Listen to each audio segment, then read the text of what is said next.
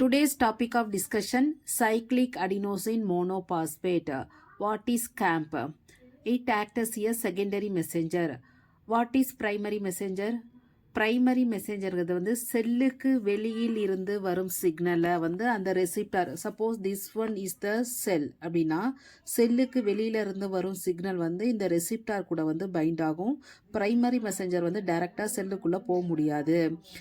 அந்த செகண்டரி மெசேஜர்னா சிக்னலை வந்து செல்லுக்குள்ள உள் சைடு எடுத்துகிட்டு போயிட்டு மல்டிப்ளிகேஷனோ அதர் கன்வர்ஷன் ப்ராசஸோ நடத்தும். அதுதான் வந்து செகண்டரி மெசேஞ்சர். ஸோ இந்த cyclic adenosine monophosphate is the secondary messenger. Primary messenger வந்து outside of the cell. Okay, செல்லுக்கு வெளியிலேருந்து வர சிக்னலை அந்த ரெசிப்டார் கூட பைண்டாக வைக்கிறது தான். அது வந்து உள்ளே வர முடியாது. அதுவே செகண்டரி மெசேஞ்சர் வந்து என்ன பண்ணுது, அந்த சிக்னலை செல்லுக்குள்ளே எடுத்துகிட்டு வந்துட்டு குறிப்பிட்ட விளைவுகளை ஏற்படுத்தும். ஓகே, மல்டிப்ளிகேஷன், கன்வர்ஷன் அந்த ப்ராசஸ் எல்லாம் இன்சைடு செல் வந்து நடத்தும். அதுதான் வந்து secondary messenger. Second messenger molecule that relay signal inside cell.